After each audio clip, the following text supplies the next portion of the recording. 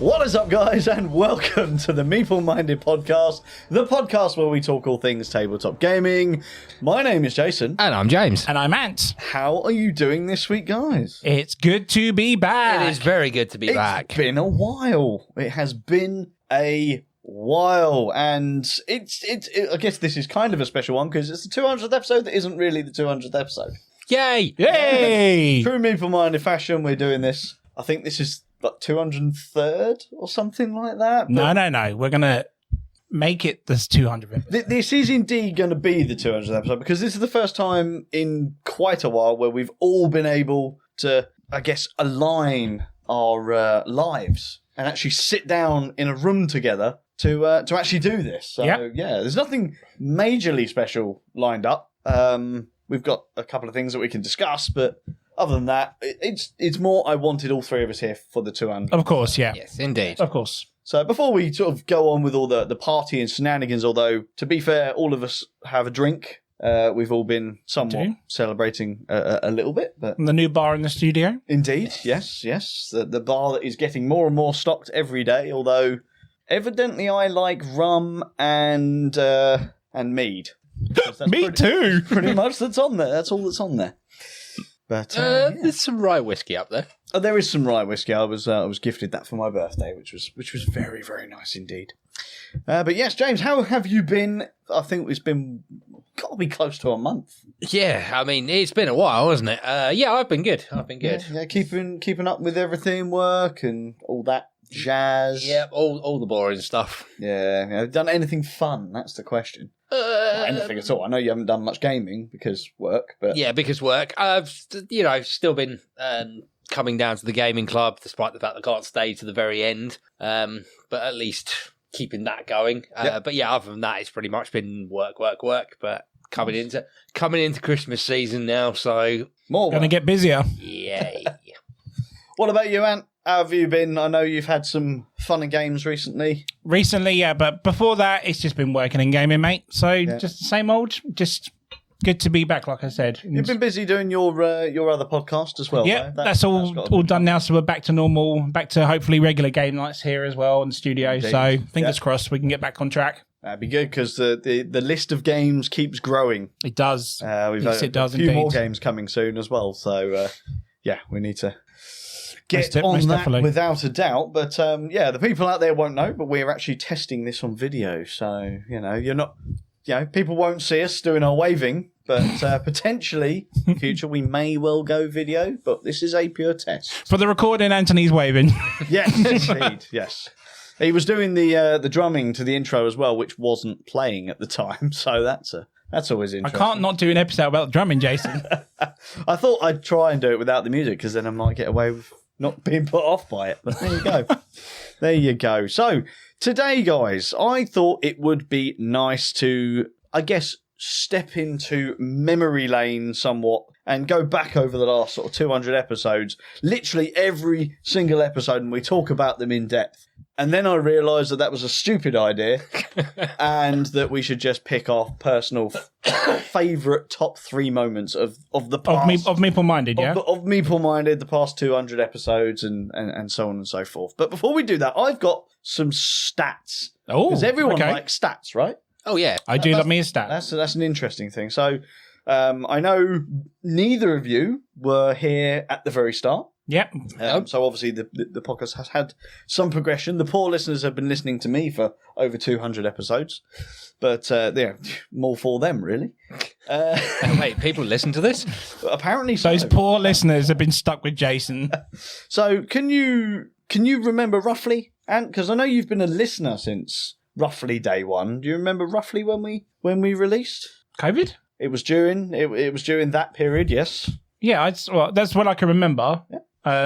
Because I heard another podcast had gone out, then found out you had done one as well. Mm-hmm. Yeah. So I believe it was roughly just before or during, to my recollection anyway. It could have been before. So the ball was rolling before. Right, okay. Before COVID, but we didn't actually record until during. So our very first episode was actually released on June 18th, 2020. It was. We have been doing this for over 4 years. Wow. Well, I have been doing it for over 4 years. God. Doesn't feel like that long. James, do you remember when I started doing this? Vaguely. Yeah. Yeah, because we used to hang out quite a bit, but you're not really a podcast guy. No, I wasn't a lot, but I remember you and Ian talking about it and getting the ball rolling. Because obviously we were still running the gaming club at that point, Yes. and Ian was a regular attendee at that point. So I remember you starting to put everything in motion, and then obviously COVID hit. Yeah. And yeah, Gave me the motivation I needed because I had nothing to do with my Was evening. it just you and Ian then, or was Paul? At that time, when we first started, it was just me and Ian. Right, okay. And then we were joined by Paul, I think, after the 3rd episode. Okay. Paul was actually on as a guest on the 3rd episode. Right. And that's when we chained him to the chair and didn't ever let him leave. Left him in the shed. And then we chained him in the shed, and that's where the whole story came from. So Is he still in there at the moment? I can't remember. I haven't put any food in there for a while, so if he is, it's probably not great. We better go feed him, Jason. But yes, so yeah, June 18th, 2020 was the first episode, and that episode is actually still out there on our feed for people to listen to. Should you want to, God forbid don't, because the quality is atrocious. we all had to start somewhere, I though, tried right? to listen to it the other day. It was awful. But it is out there, should people want to listen to the humble beginnings, is what it's called. And it sort of explains where both myself and Ian came from, you know, and why we were doing what we were doing. So that's that. This episode is number 203. But for context, we're doing it as the 200th. Yeah. But it's actually the 284th show that we've released. Really? So of the main show, which is what this is, we've now done 203, but we've actually done 284 when you put in Paul's news shows and you put in our special one-offs that we've done over the years as well. Of course, yeah. That all adds up. Because you did just the news thing at one point, We didn't did, you? Yeah. We were releasing 2 things a week. So yeah, the numbers shot up during that period. So that's really helped with that.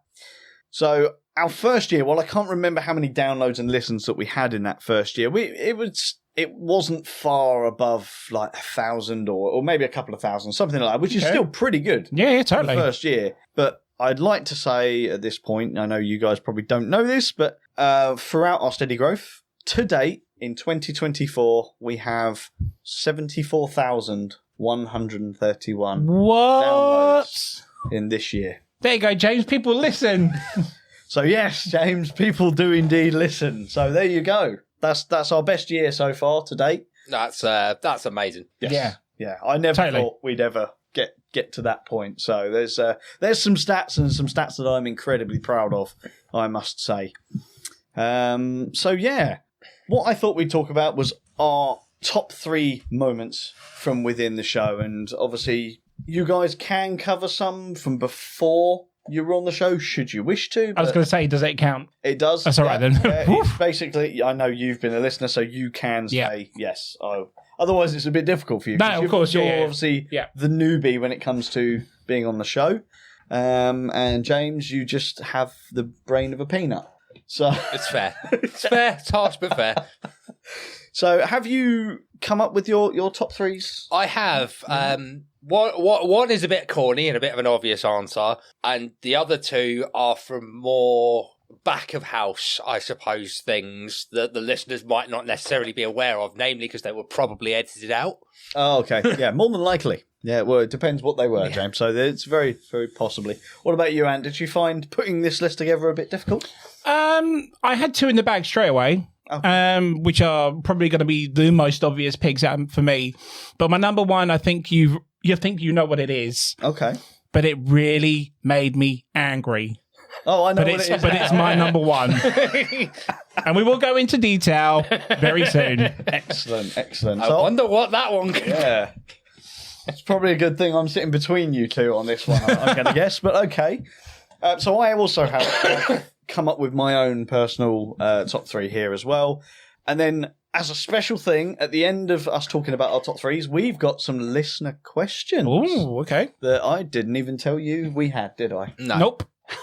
So you're going to be... I think we were shocked we have listeners for starters. Now we're shocked that we got questions, so...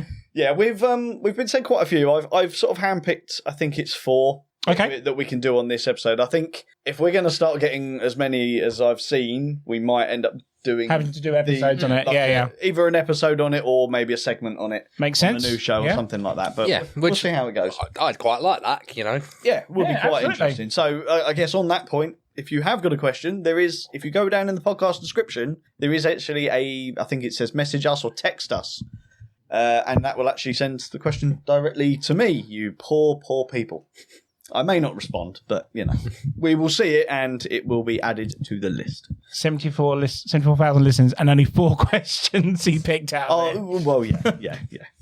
To be fair, the whole send us a message thing, that's actually quite new. I only put that on a few months ago. And I haven't even announced that it was there, so someone's looking. So now we know. But now we know. And now you know. So there's going to be no special effects on the 1s, 2s and 3s today because I'm miles away from the board and I know I haven't set it up properly.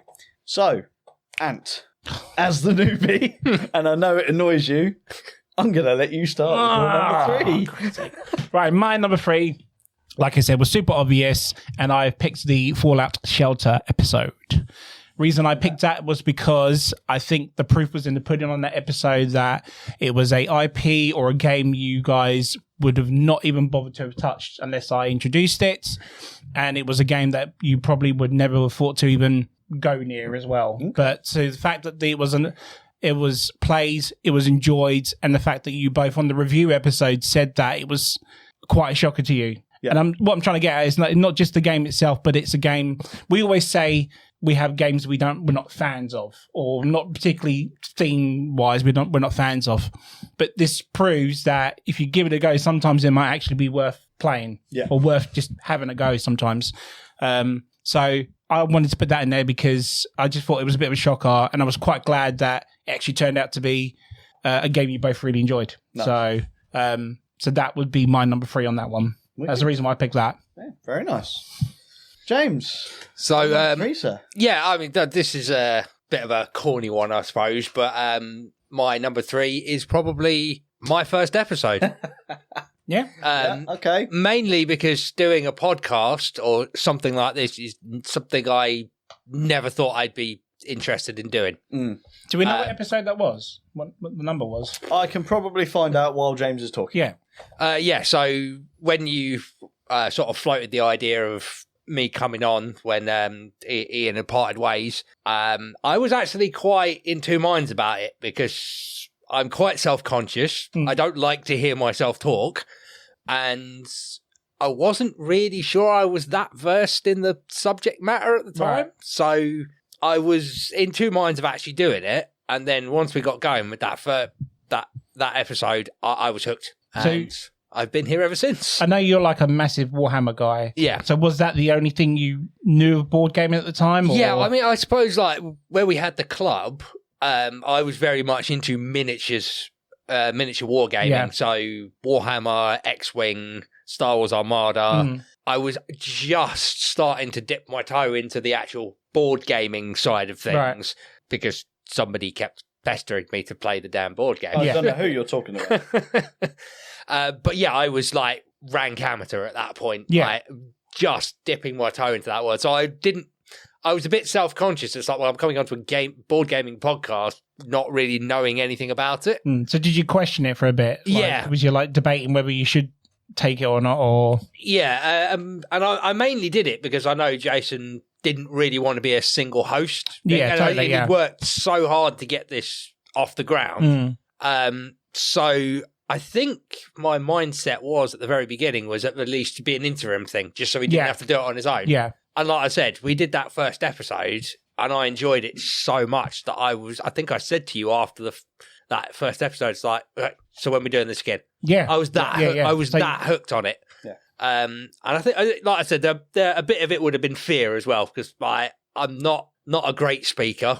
I'm not a fan of the sound of my own voice, so I wasn't sure about doing a recorded podcast. Probably shows because I don't listen to the episodes. And if only people could see the camera, doesn't he look like he's trembling in fear at the fact that he's on screen? Yeah, that's the next one to get over.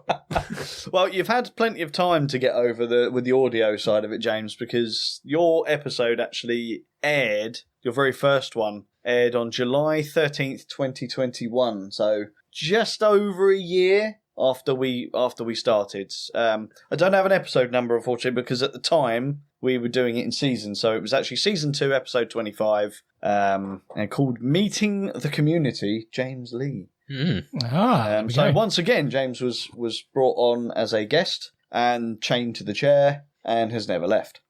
So there's a theme here. There is definitely a theme seemingly coming out here. So there you go. The rest is history. Yeah. Quite a long time ago.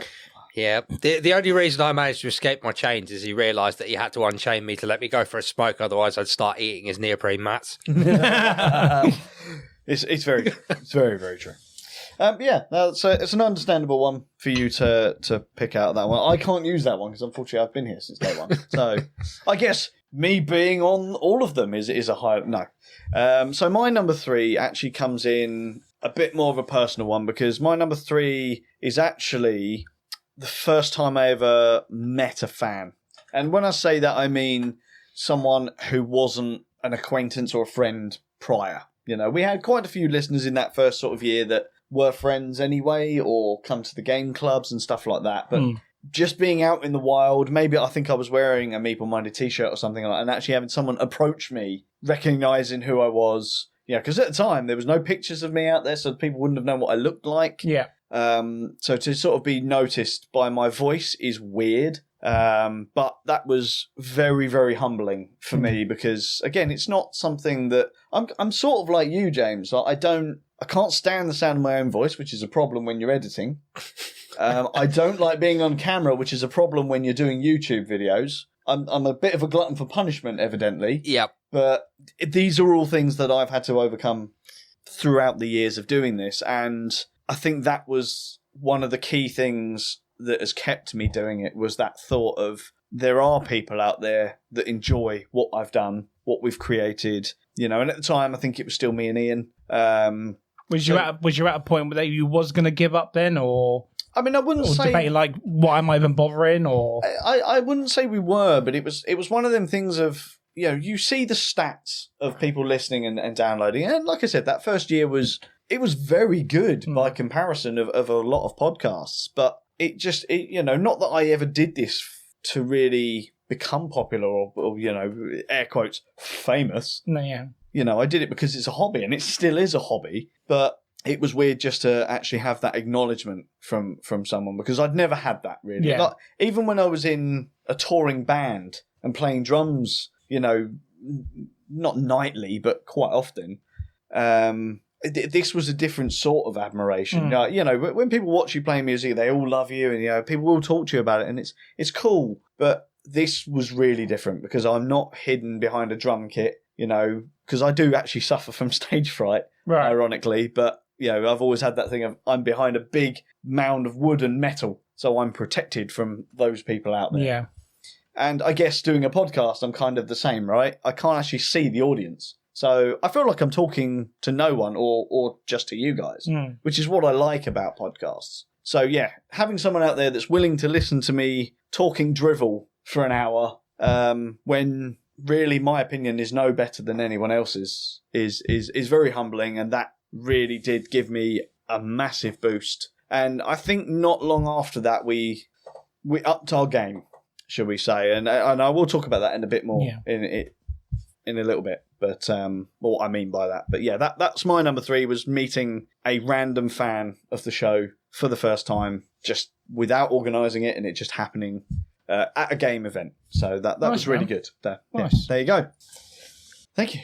Anthony, what is your second most memorable moment? So my second most memorable moment is going to be very much like James's number 3. It's obviously the first episode I came onto. Okay. Do you remember which one it was? I don't remember what one it was. I believe it was this year, but I can't remember what the number is. I don't know, because you came on, you did the Fallout one, didn't you? So I'd been on a few episodes beforehand. That was the year before, where we read a few board games and stuff. So unlike everyone else, you've actually managed to guest on the show without being tied to the chair. At the time, yeah. At the time. And was, yeah. And it was episode after another episode, whatnot. And then the habits of a lifetime. And then I remember you'd sent me an email, a message saying that we want to have you on, and I was like really starstruck by it, because you knew I'd loved this hobby for a while now and really got into it and stuff.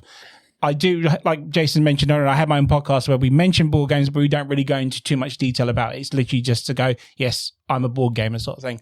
So this is the chance to actually talk about a hobby I like without even putting it on my own podcast, if you will, sort of thing. Yeah. So, but I remember you guys kept it under wraps as well for a while. So I believe you sort of mentioned it to me like in January, I believe it was, or something like that.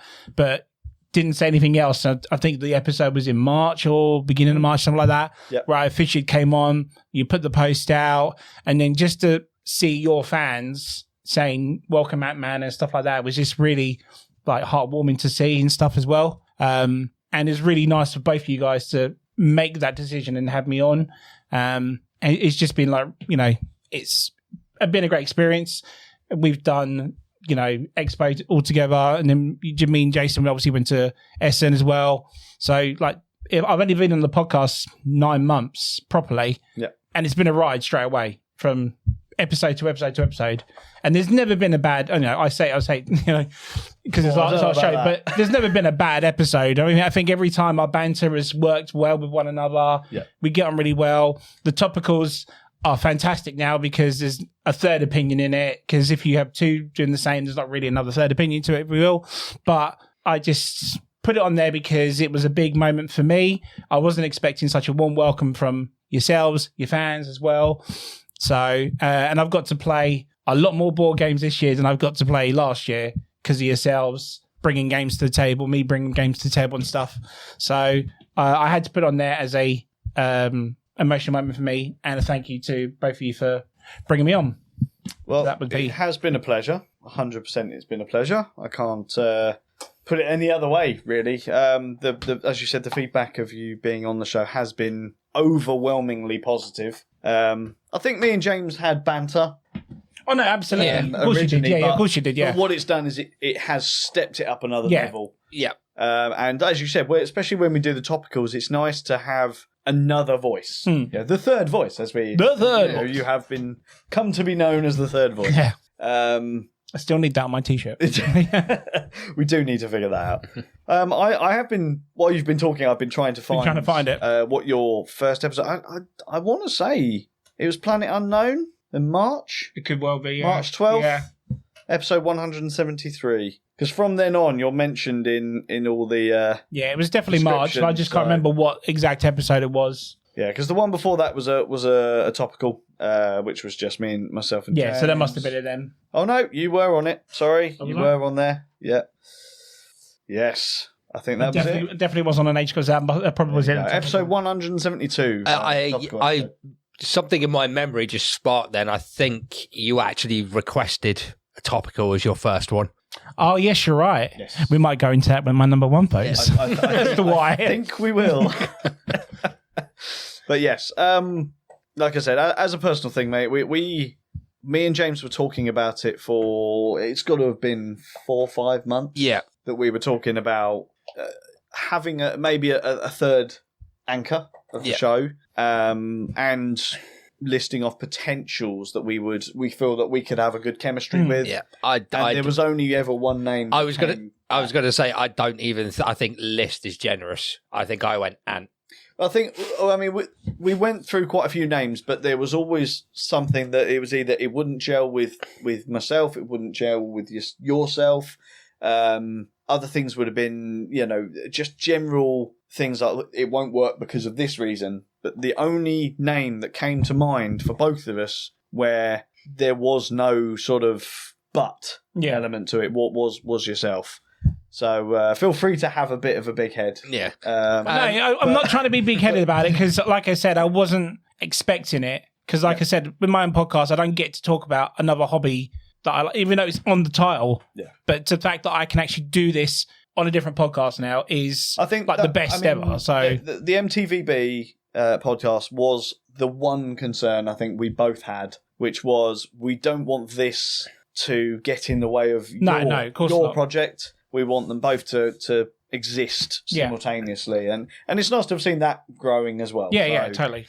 Yeah, and it was like from my perspective, it's like you said, the topicals I think have become even better than they were having the third voice present. And for me as well, we like Jason said, we had the banter there, but we were already gaming on a Wednesday night quite regularly. Yes, I'll say, and we always got on really well. We always have a laugh with our games. Yeah, and I think both me and Jason thought the same thing. It's like, we want to bring that fun and shenanigans to the show. Yeah. And like I said, the personalities, all the three of us, we just gel really well together. Absolutely. And it has been a genuine pleasure having you on, mate.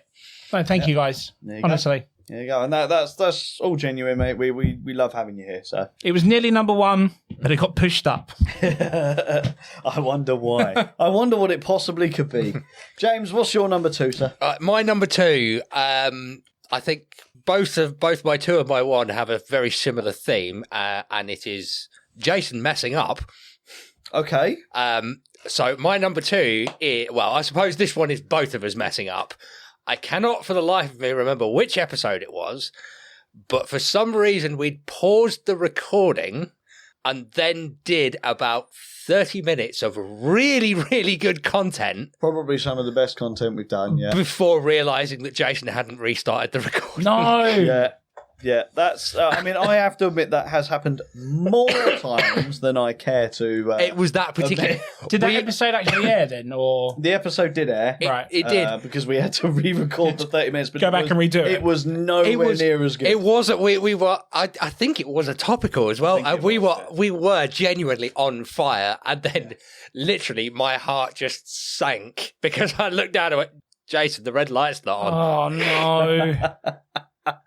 Yeah, unfortunately, James is very correct. That has happened quite a few times. But that particular episode, I can't remember what it was. It was a topical of some sort. I remember it was quite heated. We were on fire. There was some real gold there, and we unfortunately lost that. Yeah. But we got the episode out. It was, but I think this is just a measure of the way we do things. It's like we could have got angry. We could have, we just wet ourselves laughing. Yeah. It's like, you absolute bunch of. Yeah. And the thing is, at least you went back and did it, though. It's not like you went, oh, screw it, let's do something else now. Yeah. It was funny at the time, but infuriating at the same time. Yeah. So yes, just, I do remember that. Yeah, that's probably my number 2. Nice, very very nice, mate. Okay, so another person. Number 2 on Jason's mistake. Yeah, thanks. Oh no, it's both. It was both of us because I think I might have been the reason we paused the recording in the first place. Also entirely possible.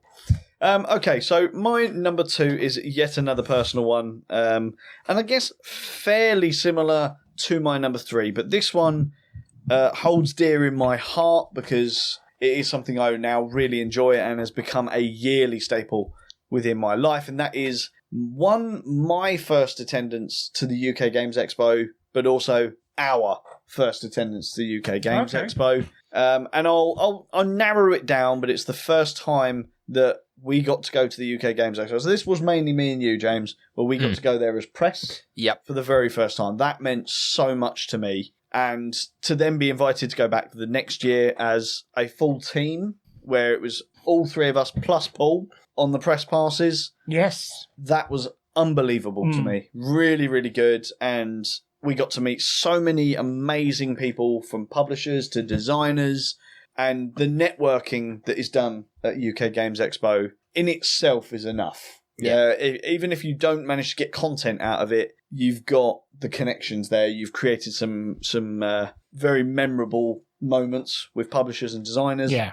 And then to go back the following year and then remember you, know your name, what channel you're from. And I saw that come up to you a lot. There were a lot of people that come up and, like, oh, Jason from Meeple Minded and stuff. Yep. That was like, wow. And again, it's sort of, it's like my first point with meeting the fan for the first time, having someone from within the industry. And even some of them had even moved companies and still remembered you. Because it's like, well, I met you when I was working for blah, blah, blah. Oh, yeah, I'm here now. Come and look at this stuff, and just being able to have a chat, and not even necessarily about board games and tabletop gaming, just having a chat in general. Oh, yeah, how's your house, family, that kind of stuff. Yeah, totally. It's really humbling. Very, very.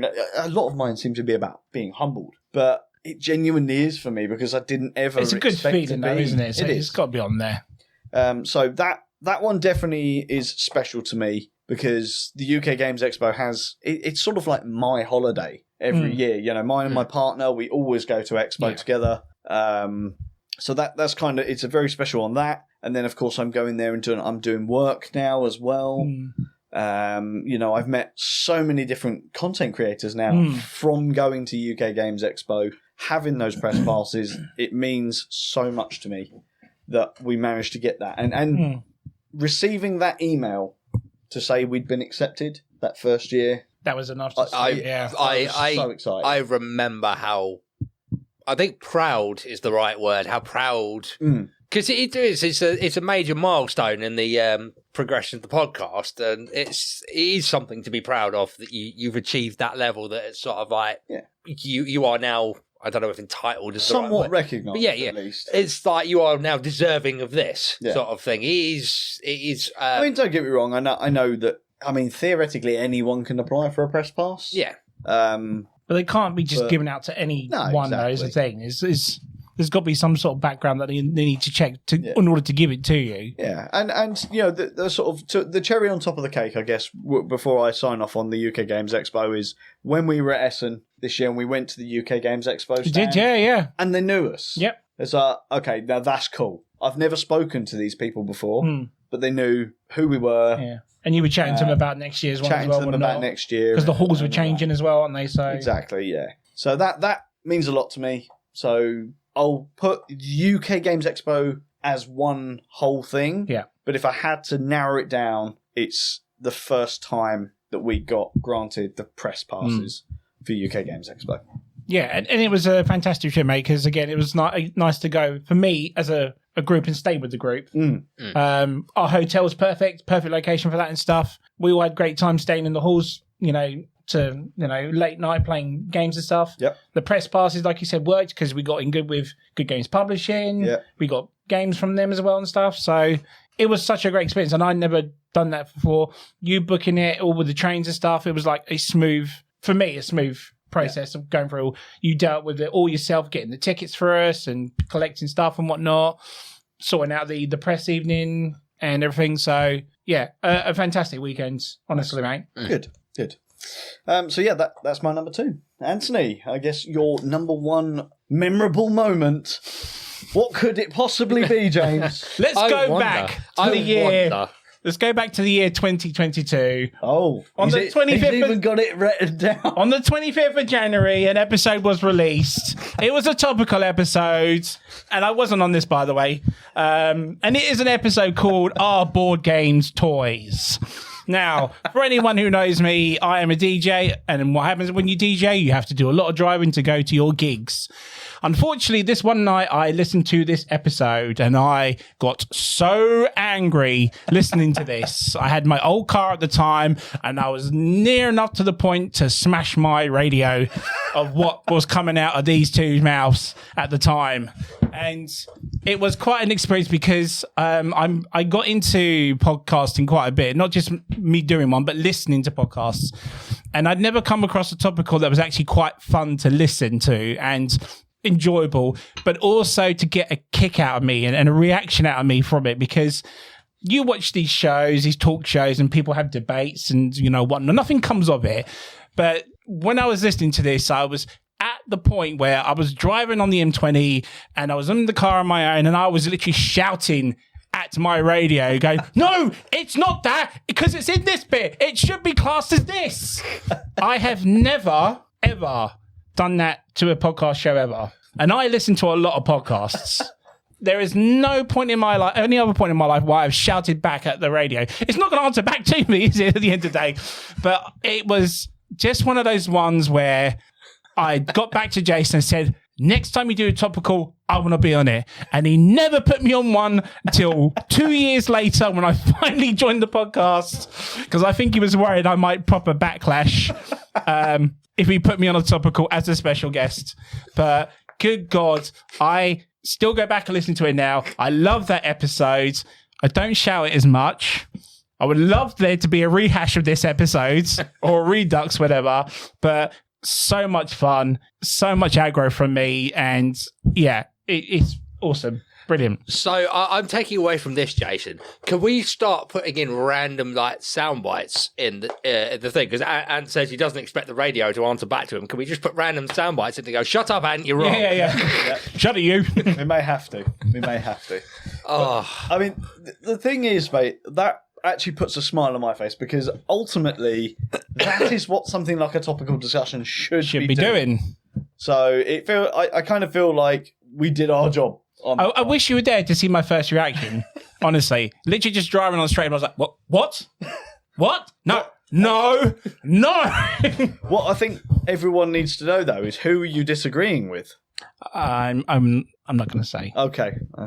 This is a happy episode. I don't want to bring it down. But honestly, great episode, guys, and yeah. That's my number one. Excellent. So an actual episode is oh, absolutely. Yeah. Oh, that's good. He's good. James, what do you feel about that? Because he was blatantly shouting at you. Oh, he was. I know he was shouting. Well, coincidentally, Jason, my number one is making Ant shout. Is it really? No, it's no, I mean, I echo what you said. It's like the whole point of those topicals is not just to air our opinion, it is to encourage debate and conversation. Yes. You know, we love it to hear feedback from the actual listeners when we do episodes like that. You know, you always make a point of saying, you know, get in contact with us, let us know what you think. And that is the point of those topicals. So yeah, like Jason said, it's like we want you. I wanted you almost to come back at the next game night and go, what were you chatting about? Spark a conversation. I literally texted him going, what is the meaning of this? What is this? What is this? Everyone, if someone drove past you, they must have just thought you were an absolute madman shouting. I would have loved to have been there when he told you the day where that I was shouting at my radio back. I think at the time. Wasn't my reaction something along the lines of, yes. Yeah.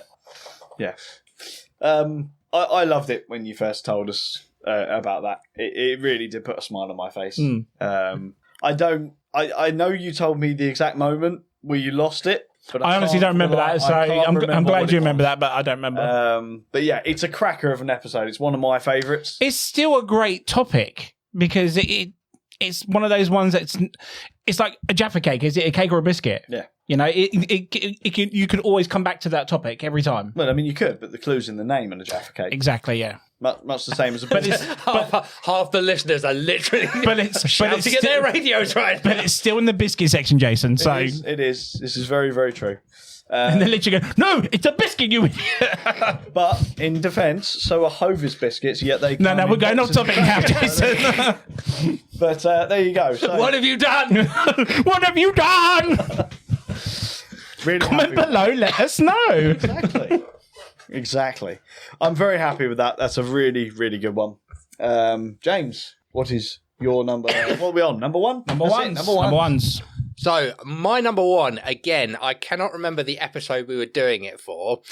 And for a little bit of context for this one, for those who don't know, is we've only just recently started toying with the idea of videoing it.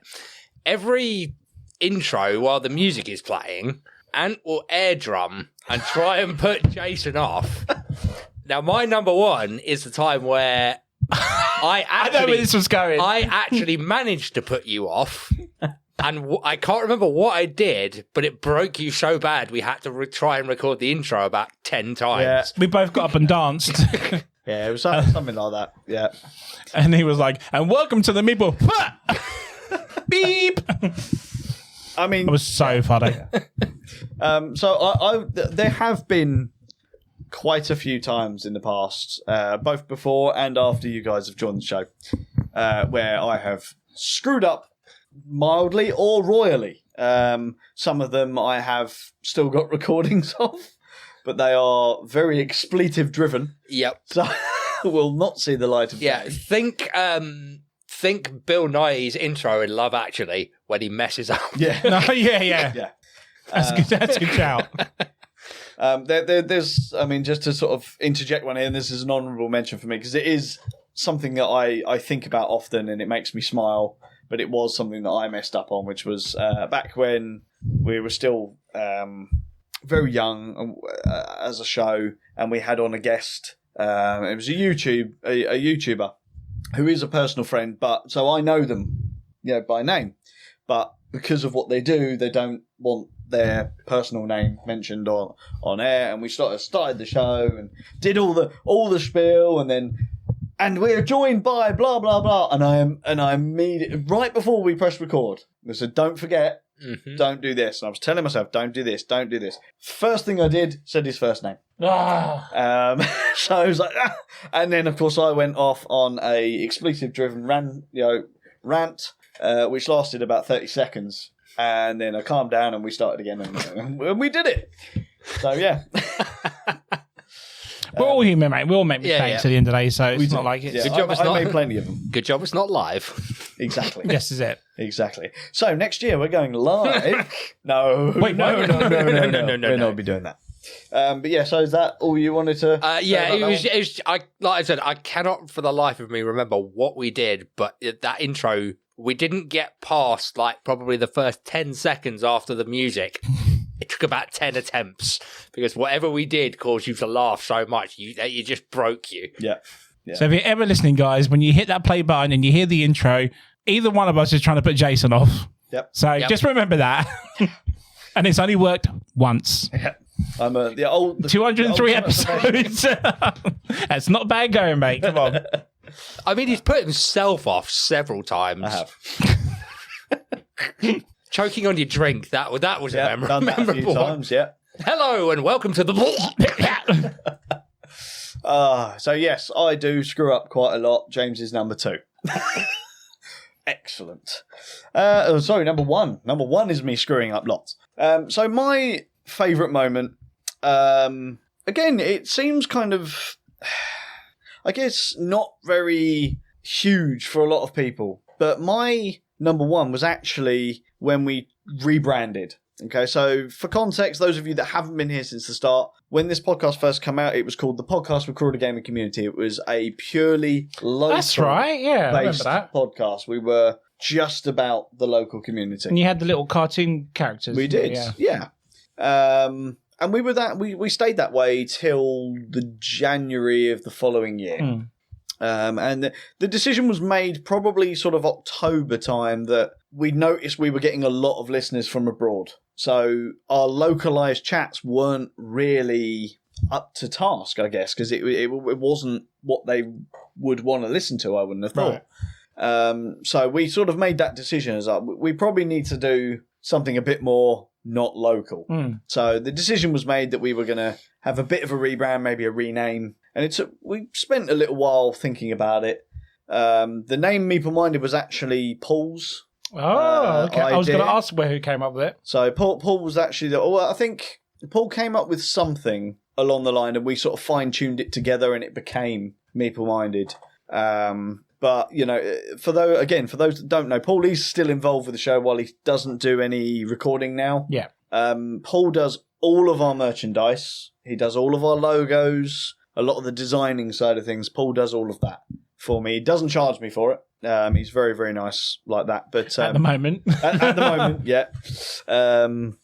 So, yeah, Meeple Minded by name is gifted from me to Paul because it is his. He came up with the name, came up with the logos and everything. He even created the text file for me. So we use our own font.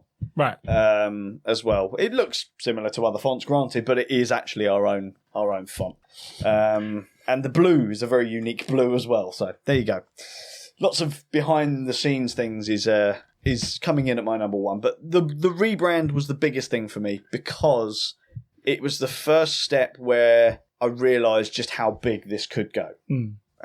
Because, like I said, that first year, couple of thousand, pretty good for a local-based podcast. But as soon as we rebranded to the Meeple Minded, our listenership just started to escalate. That's good, man. And at a very rapid rate. So that was the biggest thing for me. And that's the most memorable moment because I remember the first episode as Meeple Minded and doing the whole rebranding episode, announcing that we were doing it. And again, the comments coming in going, oh, that's a really good name. We like it. Yeah, it really does work. And it was just another one of those things of like, yeah, do you know what? we are a worldwide podcast. We're not just a South UK podcast about tabletop gaming, because that's a niche within a niche within a niche, Sure. isn't it? You know, we're within our niche as it is. We're a board game podcast, but we are global. And realising that we were global was a big moment for me as well.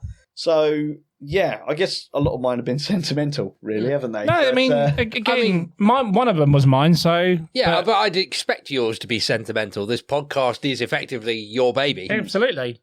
But, I mean, I know a lot of people say that, but I have always, I hope, come across that it's not just mine. It is, you know, everyone at this table is equal with regards to the show. It's like, I'm not the host. You know, we're co-hosts, all of us. So if I'm not here, you guys could host it. You know, I wouldn't have a problem with that.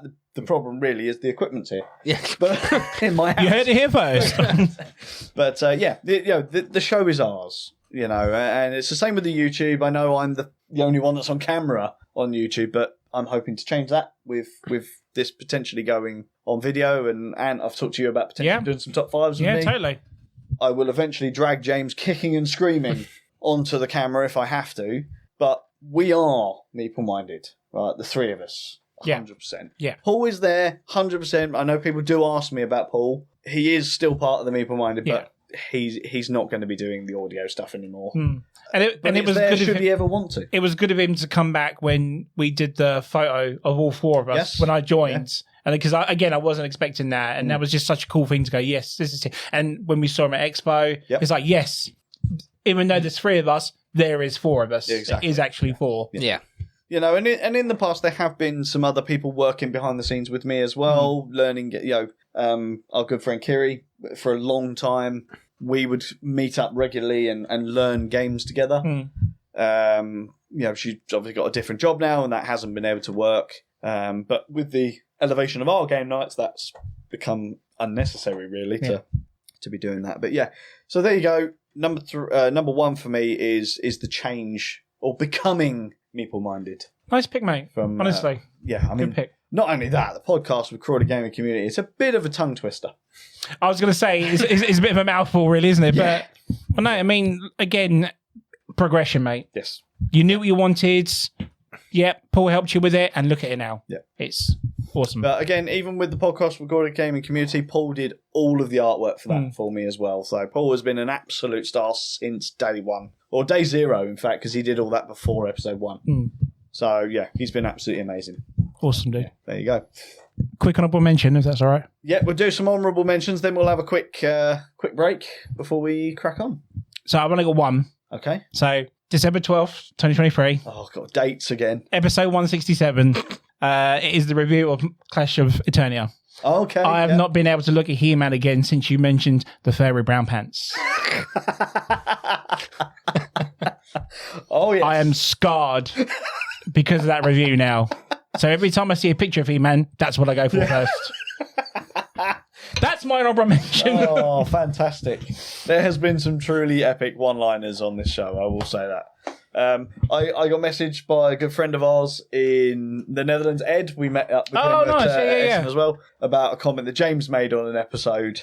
I can't remember what we were talking about, what the episode was about, but your comment of, "Excuse me, sir, can I just borrow your pig?" Yes. Had him in stitches. So for context, I don't know what episode that was on, what the hell we were talking about, but yeah, "Excuse me, sir, may I borrow your pig?" That's a t-shirt right there, sir. That must have been one of the older episodes because I cannot remember that. It wasn't that long ago, actually. It wasn't that long ago. It was earlier on in this year. But there you go. Right, so shall we have a quick 5-minute break? Let's do it. And then we'll get to some listener questions. Nice. Okay, guys, so we are back from our little 5-minute break. Did you have a nice break, James? I did have a nice break. Did you? What about you, Anne? Did you have a nice break? I did, because you refilled me. I did. Yeah, we've refilled the glasses. I've cleverly put the mead away now. Yes. I noticed in that first half I drank quite a bit. Yes. So I've recharged the glass a little bit, but I'm not going to fill it up too much. So hopefully this will last me till the end. Jason, that venom bottle's gone down quite a bit. Yeah, it was quite full when we first started. It is not so full now. It's the 200th episode. Celebrate. Exactly, Come on. Celebrate. Let's put that. Oh, no, we can't put that song in because copyright. Of course. So, yeah, we can't be doing that. But, we're going to talk about some listener questions. Now, as I said, I have handpicked 1, 2, 3, 4 out of the ones that we have received, and I'm going to read them out, and then we're going to have a little discussion about each and every one of them, what we think about them, and give our answers to them. Okay. If you're up for it. Yeah. Absolutely. Awesome stuff. So, once again, these questions have come from this new text-in service thing that's in our podcast description. So, if you do have a question, please use that down in the podcast description. Send us a question. Within reason, I think we'll answer most. No, questions. any question, like why doesn't Jason ever play Dune Imperium or... Yes. Yeah. Well, let's. Yeah. All I right. dare you, folks. That will never be answered. Well, I guess it could be. It's rubbish. Oh, there goes half of our. Controversial opinion. Topical. Ooh, I think hot takes is an episode we need to do. Quick, Ant, run outside and shout at your radio. Yeah. Excellent stuff. Right, so here we go. Let's answer some questions and get ourselves out of here before I get too drunk. So the first question I picked out was from someone called Jackie, and they asked us a while ago. So first off, sorry, Jackie, you've actually messaged right after we put in that text system, and I didn't read it. So that's my bad. So that one's in here mainly for me to apologise. But the question was, outside of board gaming, what other hobbies do you have, if any? James, would you like to go first on this one? Yeah, I can go first on this one. A lot of my hobbies have slowed down in recent times, but suppose I'm still quite an avid video gamer as well as board gamer. Up until fairly recently, we were quite into our airsoft, that kind of stuff. That was probably my primary hobby before board gaming, I would say. Yeah. Unfortunately, due to work, I can't attend the game days anymore, so that's dried up a little bit. But that was my primary hobby before board gaming sort of come in and replaced it. Other than that, I wouldn't say I used to play the guitar. I still like to pick that up every once in a while. Nowhere near as much as I used to. I still do try and strum a tune every now and then. Whenever time permits. I suppose it's one of those things where it's like a lot of the hobbies have slowed down a little bit as work has kind of muscled its way in and taken over, as it tends to do. I think a lot of people, because again, I know Ant hates me saying it, but most of us are sort of bordering middle age. And a dagger through my heart. But yeah, as life progresses, you do get less and less time for your hobbies. Yeah, absolutely. So yeah, as James said, I also used to be an avid airsoft player, to the point that actually not actually before the club, because I started that while I was still doing the airsoft, but I actually ran an airsoft site. Yeah. As well, our local airsoft site. It was actually one of the biggest airsoft sites in the UK by the time I finished. And it still is, as far as I'm aware. We were sort of, when I left, we were getting 200 to 300 people every weekend. It was crazy busy. But yeah, I always loved airsoft. I still own some of my airsoft gear, but much like you, James, while I do have a lot of Sundays off now, which tends to be the day airsoft runs on, it is quite a physical activity, and my physical fitness is not at its peak, shall we say. But I think I even talked to you recently, didn't I? And sort of said, look, I'm looking at getting back into getting a bit more fit, and I wouldn't mind going airsofting again. Yeah, if I'm honest. So that might be something I'll pick up in the future. But the truth of the matter is, I'm also a PC gamer. Very specific PC games that I play, but my hobby is board games. Yeah, I've got a lot invested in board games, and I do it multiple times a week. I think another thing is sort of like not only work muscling its way in, but cost as well. It's like all of those hobbies that I listed off. So between the board gaming, the tabletop wargaming, PC gaming, airsoft, guitar, those are all expensive hobbies. Yeah.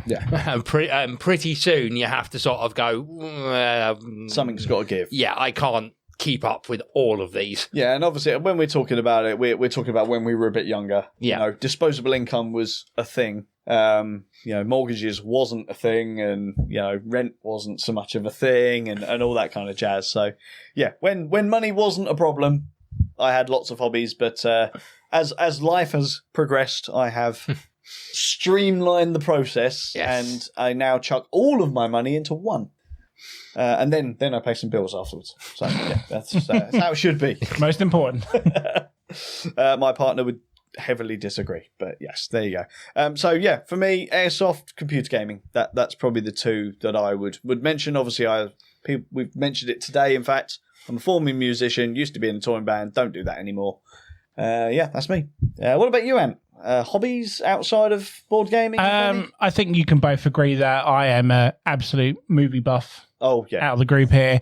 I've loved movies since I probably came out of my mother's womb at the time, to be honest. But no, I absolutely love my movies. I always quote movie quotes when we play the board games and stuff for no reason whatsoever, but it always makes you guys laugh and stuff. I went to uni to learn filmmaking and stuff, so it didn't really get me anywhere, but I still watch movies when I can today, being a father of two and stuff. I'm just going to jump in here, James, and just go, and I'm the one editing the videos.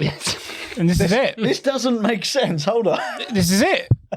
I'm never editing. I don't have time to edit. Like I said, father of two. Second job, obviously, I mentioned DJing earlier on. I've been doing that for 18 years now. Hopefully retiring from it at some point soon, but it pays for my board game hobby at the time. So I need to kind of keep it at the moment. And also, as well as you two, a massive video gamer. I absolutely love video gaming. It's probably the only thing that releases me from the stress of life at times and whatnot, and just really enjoy it to this day. I don't get to play as much as I would love to now, like I used to, like you said, when we had no troubles about, life getting in the way and stuff. But yeah, it pretty much, I'm the last one here to get into the board gaming out of the three of us here. Only just before COVID, I think it was, I joined into it. So, and then obviously COVID held everything back. So yeah, my board gaming side is very last of hobbies of mine. So yeah, the other three, big fan of. So we're all video game fans, but myself and James tend to be more on the PC front. I haven't played a console for quite some time, whereas you're more of a console gamer, or my Steam Deck. Yeah. So yeah, there you go. We are also digital gamers. While I mean, I know how I stand personally. I prefer board games over that, but PC gaming provides me with something I can do solo, because I don't enjoy solo board gaming. So, yeah. I was to say, you're very much like me. You like creative sandbox builders, like for game. I've always said this to people. It's whereas I used to like sort of single player, sort of first person or third person shooters. I don't have the time to game as much as I normally would. So I've kind of gone off games that have like in-depth storylines, mainly because of, like, I get to play them few and far between. I don't want to be trying to remember that. I just want a game that I can pick up and put down, which is why I'm so into things like that. I know you and me have lost a fair bit of time to Planet Coaster 2 at the moment, because it's a game you can just save it when you're done, and you can just put it down and then pick it up whenever you want to. And that's the ideal kind of gaming that I like these days. Yeah. And you've just reminded me of another, I guess I would class it as a hobby. I love going to theme parks. The main reason I didn't mention it is because the theme parks in the UK are trash. So hot steaming garbage. That's what they are. I mean, that's a little harsh, but yes, once you've been to places like Florida, they just cannot compare. Yeah, no, of course, exactly. Okay, so if you're happy for me to move on to the absolutely, go for it. So we had a message from Stephen, though I'm not actually sure if this is tabletop games, Stephen, or not, but he asks, in your time on the show, what is the best game or game that gave you the most memories? So I don't know if that means a game we've talked about on the show, or maybe a game that you've played in your time on the show. So what are your thoughts on that one, James? Favourite game? I might have to get Ant to go first on this one, because I need to during the show. It says in your time on the show. So I'm going to say in your time that you've been on the show. Yeah, I would say that's harder, Fran. He's got a smaller time. Yeah, that's a game since you've been on the show. Okay, while you two are thinking, I will come out because it's pretty obvious for me.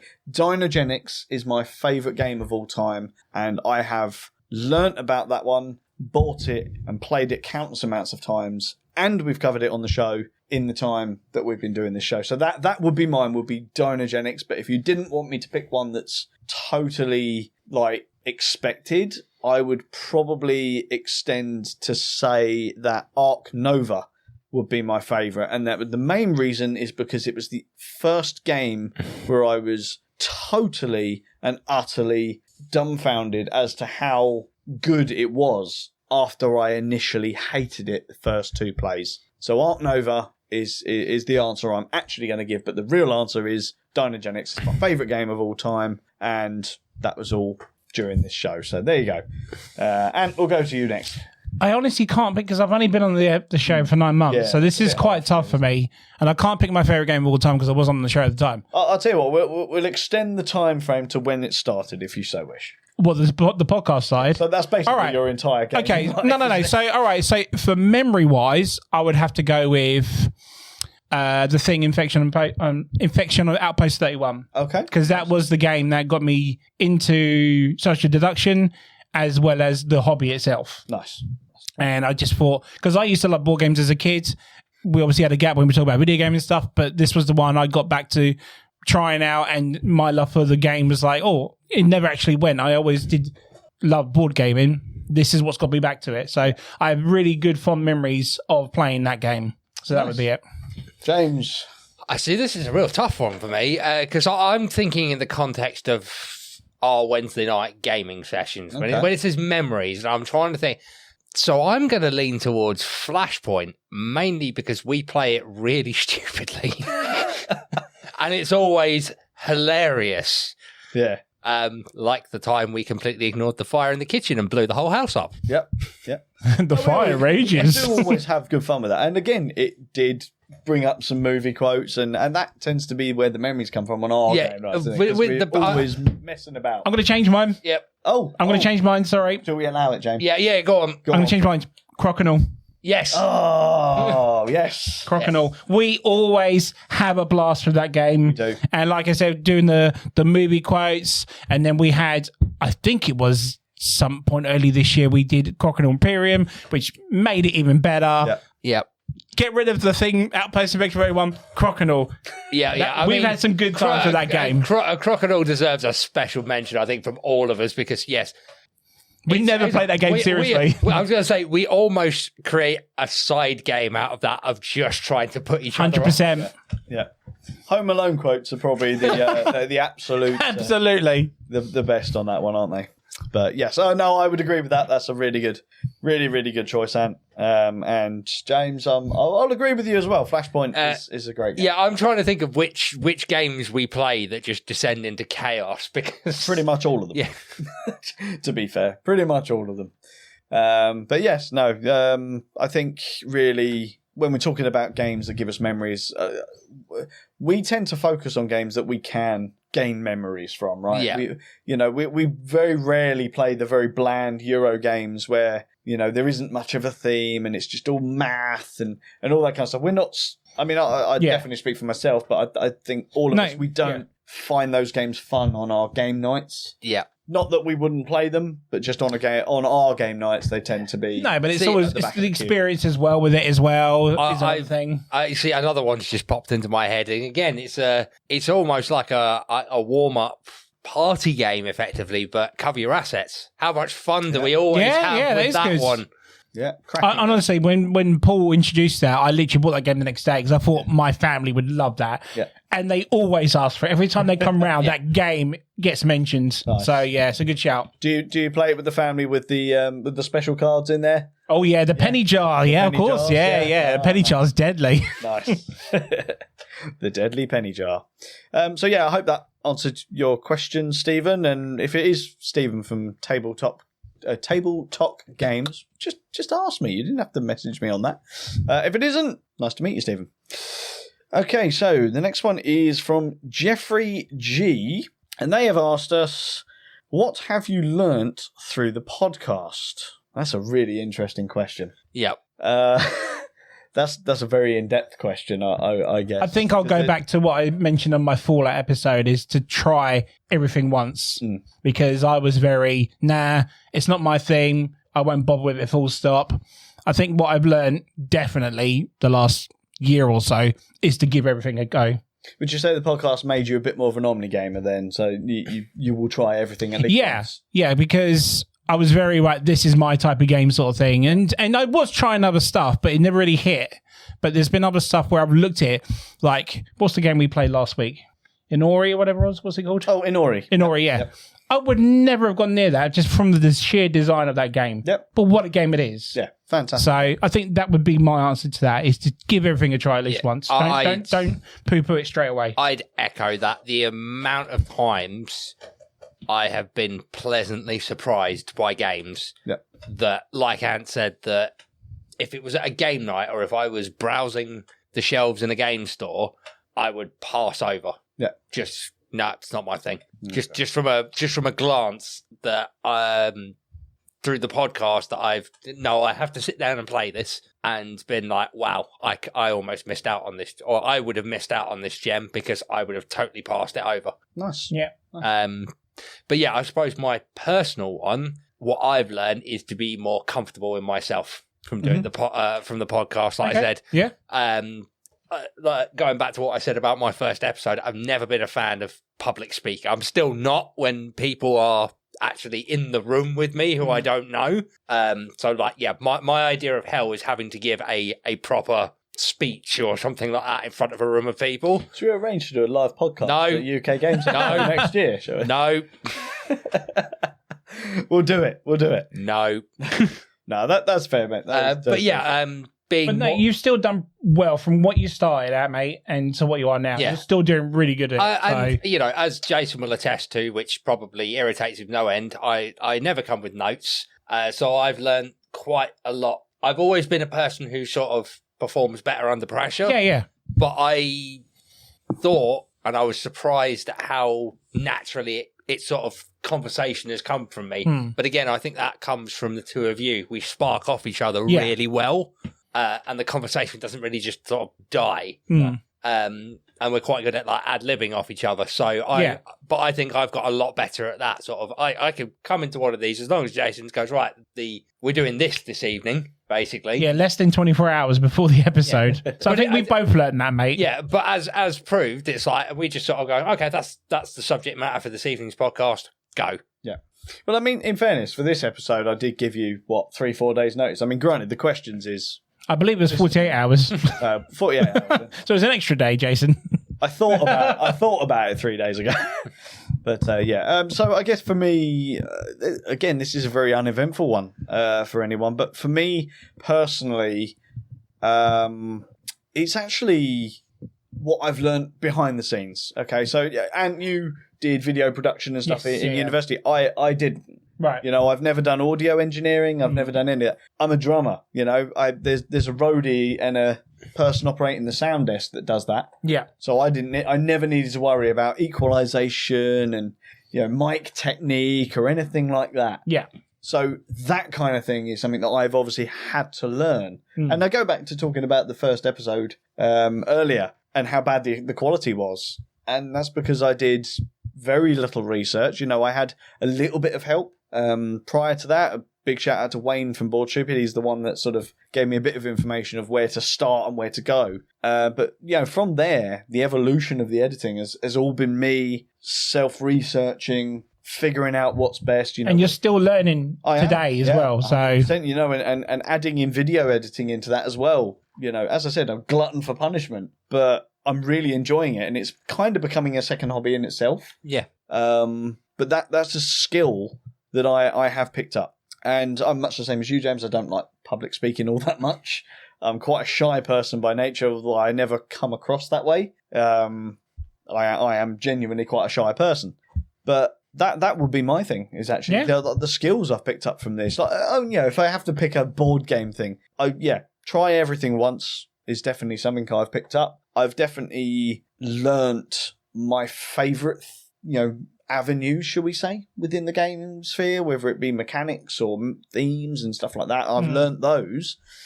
But yeah, the biggest thing I've learned is, of course, on the back end, the editing, the the mic techniques and stuff like that. He says while sitting too far away from the microphone and waving my hands about creating draft and all sorts. But yeah, that kind of stuff. That's what I've learned the most of in the past 4 and a bit years. Nice, mate. Yeah, that's actually a really good question. And I did have to really think about that one. I probably should have given these two a bit more notice on that one. But yes, I did read that one and thought about that one quite long and hard.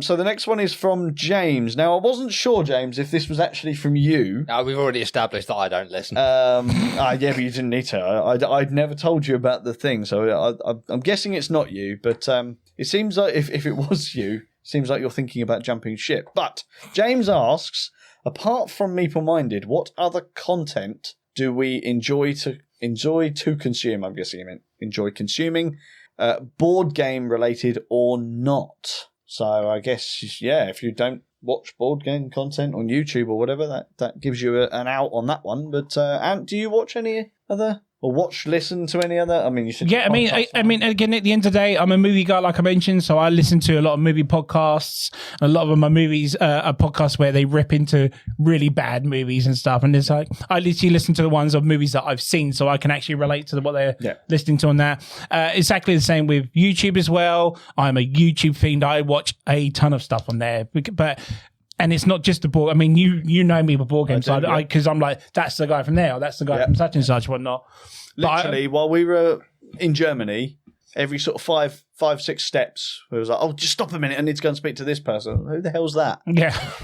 It's another YouTuber, right? Okay, fair enough. I literally did that when we got to the airport as well. But anyway, but no, I watch a ton of different things on there. We're wrestling fans in today, so I watch wrestling highlights and stuff like that.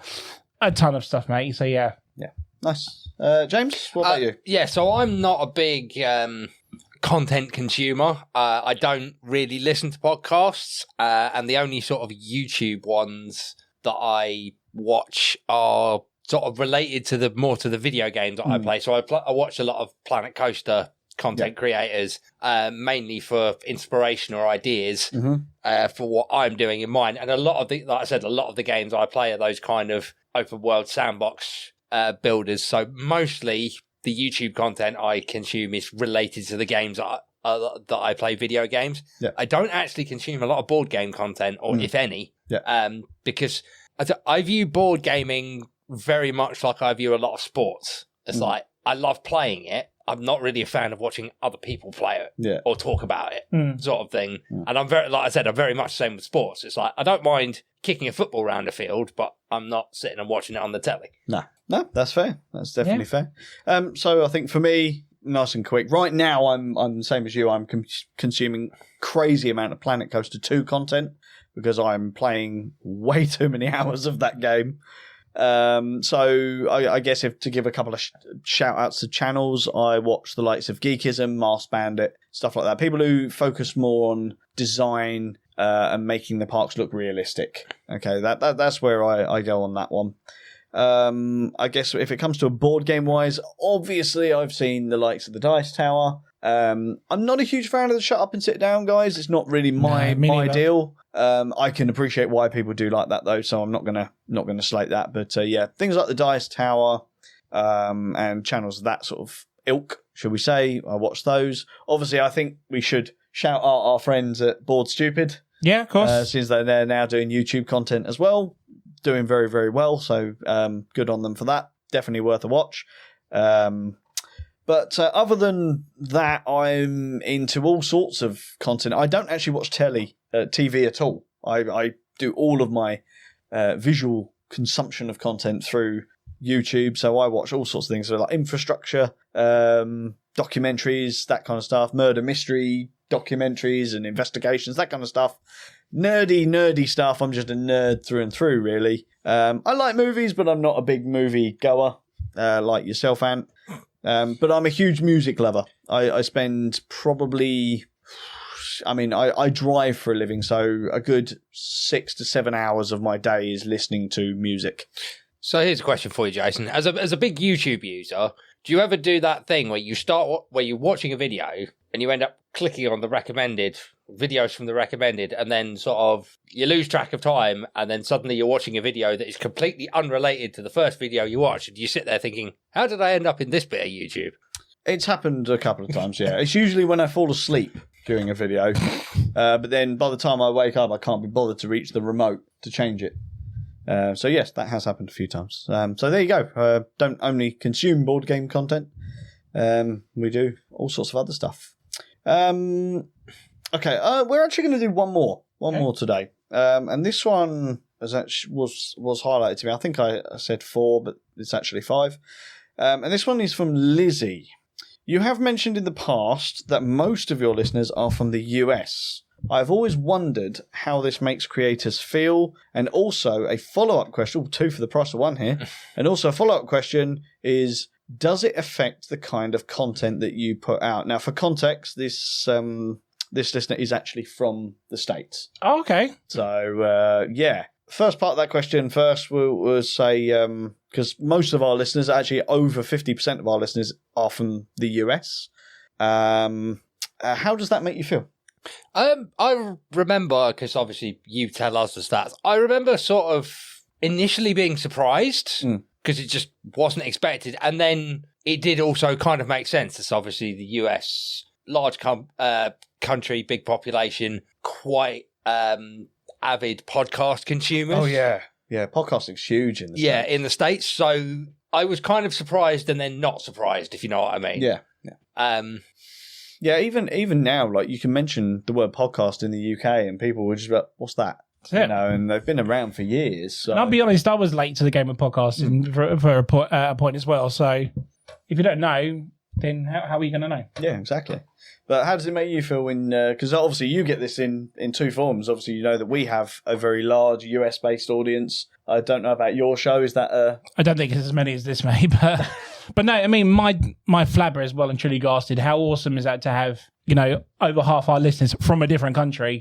I mean, I love America anyway. I used to spend most summers there because my parents had a place out there and stuff. So it's awesome. I mean, thank you for listening, guys. Yeah. And, you know, spread the word. Yeah, definitely. So yeah, I definitely say for me, again, it goes back to what I've been saying for about most of this episode. It's incredibly humbling finding out that kind of it or seeing that information, because it's not just a case of hearing it. You know, we get all the stats and stuff about where people are roughly. Obviously, it doesn't tell us your address or anything like that, so don't worry.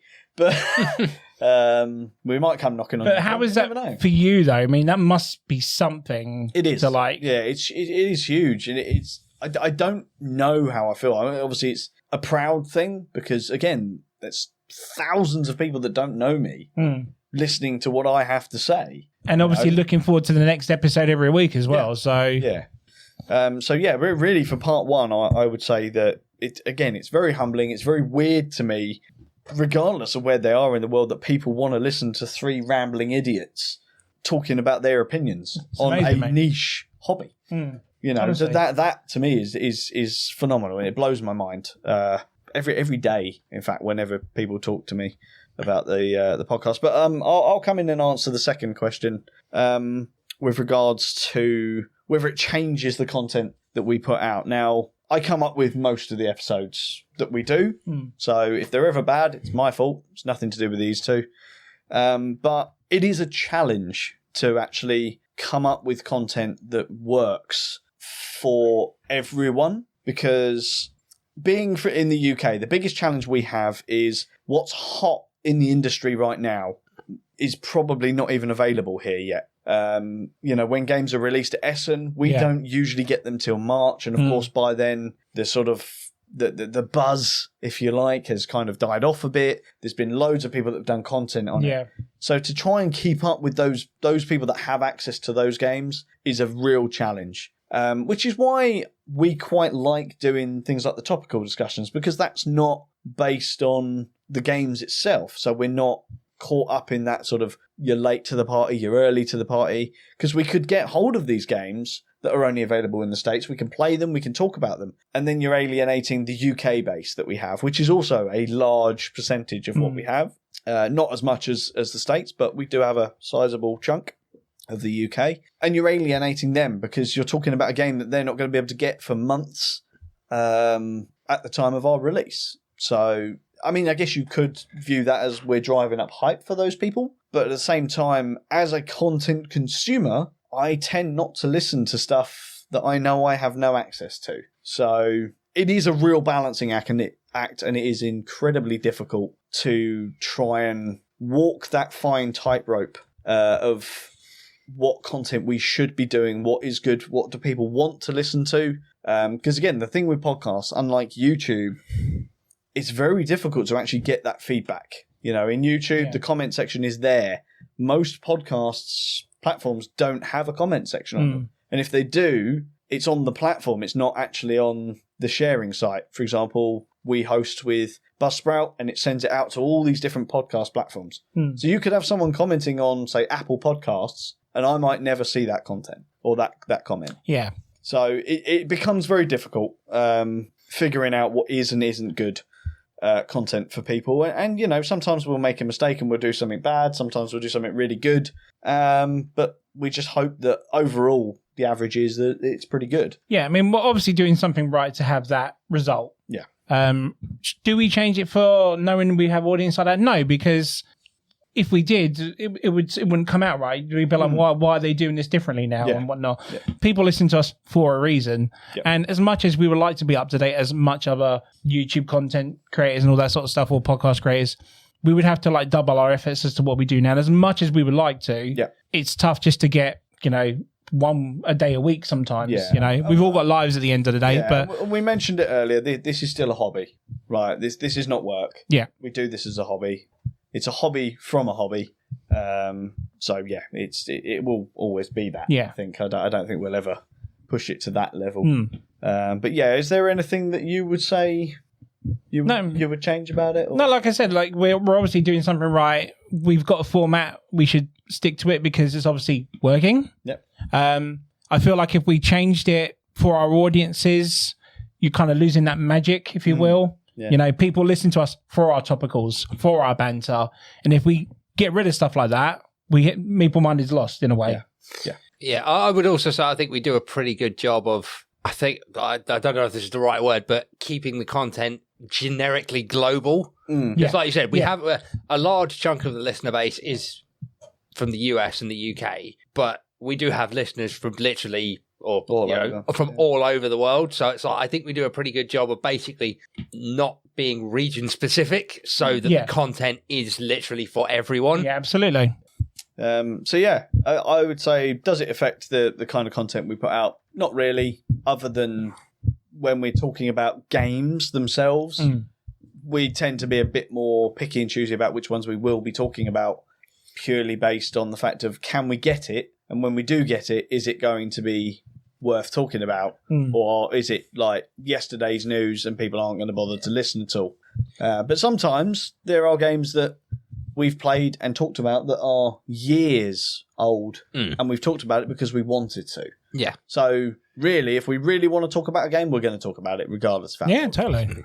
I would say, just to add on to that, it's the only time we really tend to get region specific, if you like, is when we're talking about the conventions. Yeah. Because you can't really avoid them being region specific. When we do the UKGE episodes, well, we're kind of talking about the UK. Same as Spiel is very that in the moment, but that's just part and parcel of doing a convention episode. It is a lot of the content creators that I follow, podcasts and stuff. They're all talking about Gen Con and PAX, PAX and all that. I'm never going to go to those conventions, but I'm still listening to the content, because they'll, I don't know if they listen to us, but for example, if we're talking about UK Games Expo, they're probably going to listen to us to listen to the differences. What's happening here that isn't happening there. But the biggest thing that we have in the UK that it kind of sucks in the sense of the rest of the industry is, Essen gets loads of releases. Gen Con gets loads of releases. PAX gets loads of releases. UK Games Expo gets some. We don't. The UK Games Expo doesn't have that big sort of wow factor that everywhere else has. You know, it's the third biggest in the world, but it doesn't have that sort of, we must release games at UK Games Expo. We'll get some, but it's usually the UK-based publishers. I mean, hopefully if it gets bigger and bigger, then that might be the case. But yeah, at the moment, you're quite right. It's like, there's not that other factor to go, I have to go there for this game because it's coming out here specifically. I would say if we're going to go argue on that, UK Games Expo's unique selling thing is the stuff that's being released at Essen will be Demoed at UK Games Expo being demoed. Like, for example, we were the first convention that had Lorcana as a demo, and that was huge. You know, that was a big thing, and the queue for it. I remember the episode. That was your number one. It was thing to look forward to there. Yeah. So yeah, that would be the comment I would have on our content. Yeah, it's an unfortunate thing, like you said, with the UKGE, but we know the reason, and a lot of the publishers have been honest when we've asked them about it. It's just, as a market, the UK on its own is not as big as both Europe and the States, which is why they get the releases, because the market share and potential sales are just bigger. Yeah, exactly. But yeah, that's all the questions that we've got time for today. We've been hope we answered them well for you guys, and thank you for obviously commenting. Yes, and if, again, as I said, if you want to ask us a question, please do. It would actually be great to get into doing maybe a monthly. Yeah, absolutely. Q&A session. Yeah, that would be really good. We'll have a talk about that. Maybe do that in the future. Nice. But should we head off for tonight? I've drunk far too much. My glass is now empty. The room is spinning. But yeah, I hope it's been fun. Sorry it wasn't huge. I will announce now, I did try and get Paul and Ian for this show, but we can make up for it on episode 300, mate. Yeah, Ian unfortunately lives quite a way away now, so the logistics of getting Ian here just it wasn't going to happen, unfortunately. But yeah, it leaves me to say thank you to all of the listeners for listening for 203 episodes because timing. And thank you guys for obviously being here, still being part of it. I haven't wanted to sack you or anything yet. Not yet. So, onwards and upwards, as always. UK Games Expo is our next biggest event that I think we're going to. And here's to the next 97 episodes. We might do something at 250. We'll see. Yeah, we should. 250 do something, 250, we'll try and do something, but don't hold me to it. So obviously at this point, if you're not subscribed, I don't know why not, so do it. If you're not on our YouTube channel, please do head over there, putting in a bit more effort over there now. I've been showing these guys a few little things that I've been working on to hopefully up the content even more next year. Hopefully very, very soon. And let us know on your opinions on whether you want to see this podcast as a video on YouTube, because I need all the evidence I can to get James in front of this camera. So, what do you guys think? Let's get him on camera. Excellent. I don't need James's opinion. Till next time, I have been the one and only Jason. I have been James, and at the end of this 200 episode, I just want to say again, wherever you are in the world, thank you, genuinely thank you for listening to us. It is very humbling. It is. And I've been at the third voice, repeating what James just said. Thank you very much, guys. Thank you very much, and we will see you on the next one. Ta-ta and goodbye.